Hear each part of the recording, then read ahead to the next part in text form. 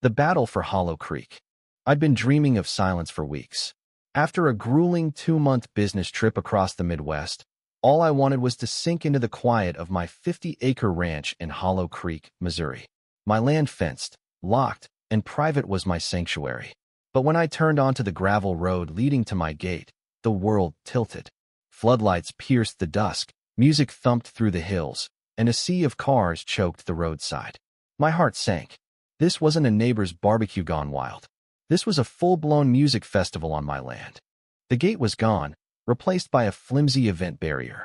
A kid in a neon vest, barely old enough to shave, stepped forward as I rolled down my truck window. "Sir, you need a wristband. This is a ticketed event." I blinked, gripping the steering wheel. "Son, I own this land."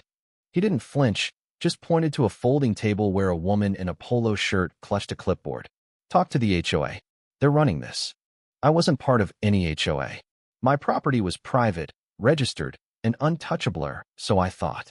Rage simmered as I parked and marched toward the table. The scene was chaos. A concert stage where my orchard once stood, food trucks slinging burgers, and a drained creek bed littered with beer cans. My fields were mud, scarred by tire tracks. And there, holding court like a small-town queen, was Linda Warwick, president of the Pine Valley HOA. Blonde ponytail, designer sunglasses, and a smirk that screamed trouble. "Mr. Harlan," she cooed, spotting me. "Back already? We thought this land was abandoned." Her tone was syrupy, but her eyes were steel.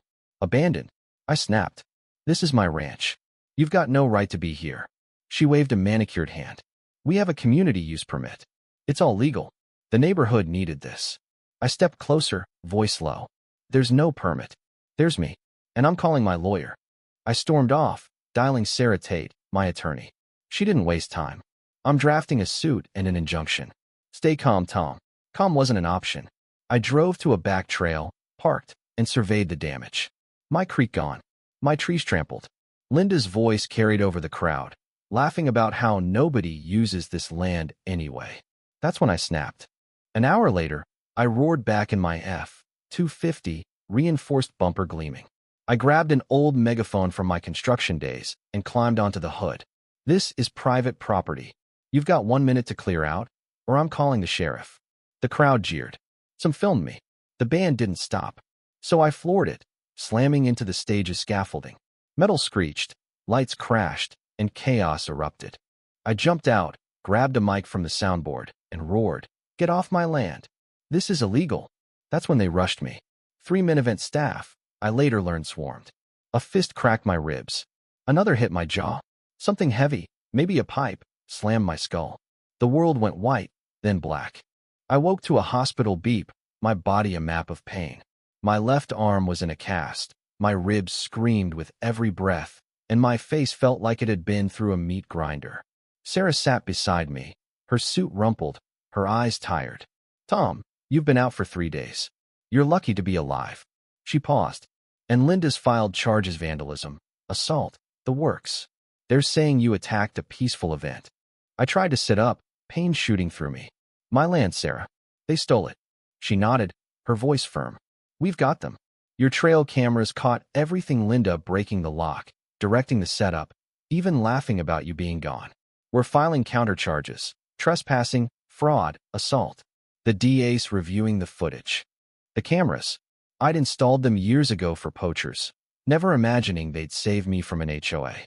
The footage was damning. Linda snipping my padlock, waving contractors onto my land, saying, "He's never here. This is for the community." Another clip showed her crew covering my "no trespassing" signs with festival banners. The final video being beaten while trying to speak was brutal. Sarah sent it all to the DA, along with a civil suit for $3 million in damages. Then the story broke. Someone leaked the footage. Sarah swore it wasn't her. Local news ran clips of Linda sipping wine on my land, then cutting my lock. Social media exploded. A viral post dubbed it Pine Valley Palooza, with my beating set to mocking music. It hit millions of views. Hashtags like Free Tom and HOA Heist trended. 2 festival organizers jumped ship, claiming Linda lied about the land's ownership. A vendor's lawyer threatened to sue the HOA for fraud. The DA dropped all charges against me within days and launched an investigation into Pine Valley HOA for conspiracy and fraud. Linda's arrest came next. News cameras caught her in handcuffs, still in her HOA blazer, glaring like a fallen dictator. The sheriff seized her laptop, finding fake leases and a forged community use contract with a dead man's signature. It was sloppy, desperate, and perfect for our case. Sarah didn't stop. She filed a class action suit for Pine Valley residents, whose dues had funded Linda's festival without their consent. Forensic accountants uncovered $90,000 in misused funds, catering, security, even a fireworks display. Residents were livid. At a virtual town hall, one woman cried, "We thought it was a city event." Sarah played an audio leak from an HOA call, Linda's voice clear. "If he shows up, we'll handle it. He's just one man." The room erupted. 3 HOA board members resigned that night. Back at the ranch, I watched deputies enforce a restraining order, posting no entry signs. They impounded stage equipment and arrested 2 security guards who'd attacked me.